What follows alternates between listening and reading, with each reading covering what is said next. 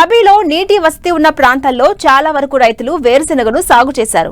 30 నుంచి 70 రోజుల దశలో ఈ పంట ఉంది. అయితే ఈ పంటకు తెగుళ్లు, పురుగులు ఆశించి తీవ్రంగా నష్టపరుస్తున్నాయి. వీటి నివారణకు సమగ్ర సస్యరక్షణ చర్యలు చేపట్టాలని సూచిస్తున్నారు కరీంనగర్ జిల్లా జమ్మికుంట కృషి విజ్ఞాన కేంద్రం శాస్త్రవేత్త శ్రీనివాస్ రెడ్డి.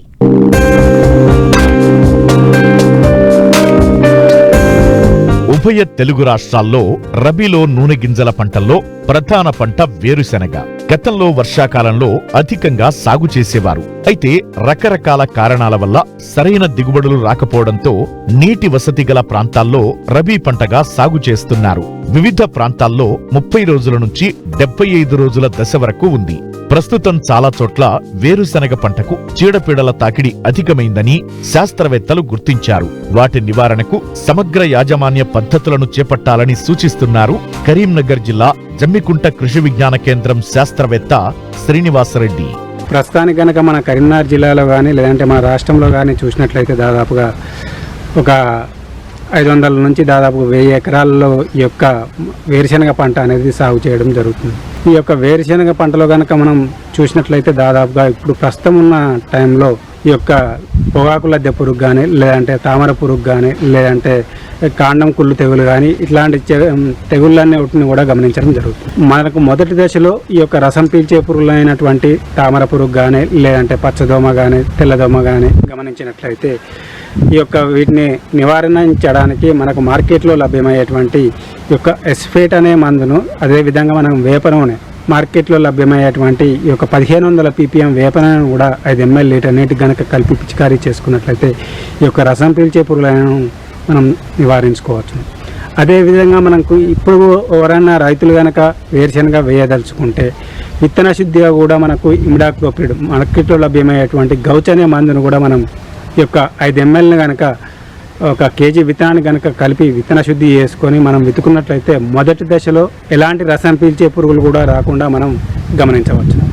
అదేవిధంగా ఇంకా సమర్థవంతంగా నివారణ చేసుకోవడానికి కూడా రైతు సోదరులందరూ కూడా ఇంకా మార్కెట్లో లభ్యమయ్యేటువంటి ఫిప్రోనిల్ను 2 ml లీటర్ నీటికి కలుపుకొని ఈ యొక్క తామర పురుగును కానీ లేదంటే మనకు పచ్చదోమను కానీ తెల్లదోమను కానీ సమర్థవంతంగా నివారణ చేసుకోవచ్చు. ఒకవేళ ఇవేవీ లేకుండా ఓన్లీ తెల్లదోమ ఉన్నట్లయితే మనకు మార్కెట్లో లభ్యమయ్యేటువంటి ఈ యొక్క డయాఫెన్తురాన్ అనే మందును కూడా మనం దాదాపుగా 1 ml లీటర్ నీటికి కనుక కలిపి పిచికారీ చేసుకున్నా కానీ దాదాపుగా ఈ తెల్లదోమను సమర్థవంతంగా నివారణ చేసుకోవచ్చు.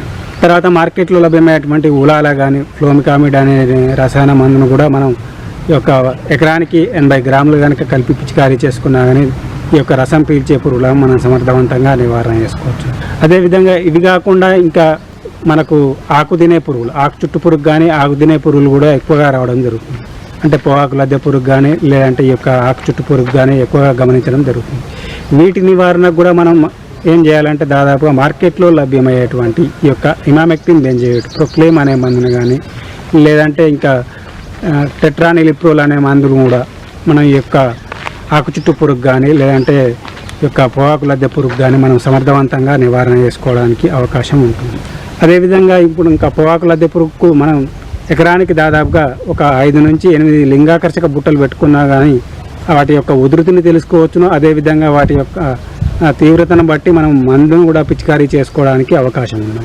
అదేవిధంగా వీటితో పాటుగా ఇంకా అక్కడక్కడ వేరు పురుగు కూడా ఎక్కువగా గమనించడం జరుగుతుంది. వేరుశెనగలు ఈ యొక్క వేరు పురుగును గమనించినప్పుడు దాదాపుగా మార్కెట్లో లభ్యమయ్యేటువంటి అంటే మనకు ఈ యొక్క జీవన ఎంటమోపాథోజెనిక్ ఫంజీ అని చెప్పేసి బవేరియా బ్యాసియానా కానీ మెటారైజియం అనైసోప్లియా కానీ ఈ యొక్క వేరు పురుగును రాకుండా మనం 5 గ్రాములు లీటర్ నీటికి కనుక కలిపి పిచికారీ చేసుకున్నట్లయితే ఈ యొక్క వేరు పురుగును కూడా మనం సమర్థవంతంగా నివారణ చేసుకోవచ్చు.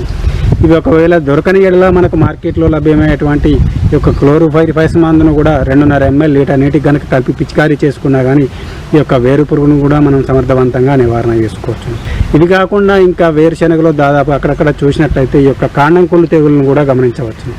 ఈ యొక్క కాండం కుళ్ళు తెగులు వచ్చినప్పుడు మనకు మార్కెట్లో లభ్యమయ్యేటువంటి దాదాపుగా ఈ యొక్క కాపరాక్సీ క్లోరైడ్ బ్లైటాక్స్ అనే మందును కానీ లేదంటే కార్బెండిజం మరియు మ్యాంకోజెబ్ల మిశ్రమం సాఫ్ కానీ స్ప్రింట్ కానీ వీటిని అన్నిటిని ఈ యొక్క 3 మందులను కూడా మనం దశల వారీగా కనుక పిచికారీ చేసుకున్నట్లయితే ఈ యొక్క కాండం కుళ్ళు తెగులు కానీ మొవ్వు కుళ్ళు తెగులు కానీ మనం రాకుండా చేసుకోవచ్చు.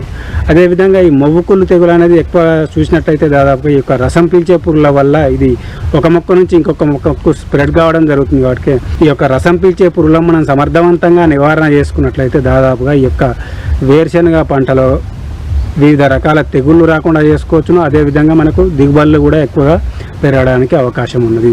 పైన చెప్పినటువంటి ఈ యొక్క మనకు దగ్గరలో ఎలాంటి రసాయన మందులు కానీ లేదంటే జీవరసాయన ఎరువులు కానీ దొరికినప్పుడు వాటిని మనం సమర్థవంతంగా వినియోగించుకున్నట్లయితే దాదాపు ఈ యొక్క వేరుశనగ పంటలో కూడా దిగుబడులు ఎక్కువగా పెంచుకోవడానికి అవకాశం ఉన్నది.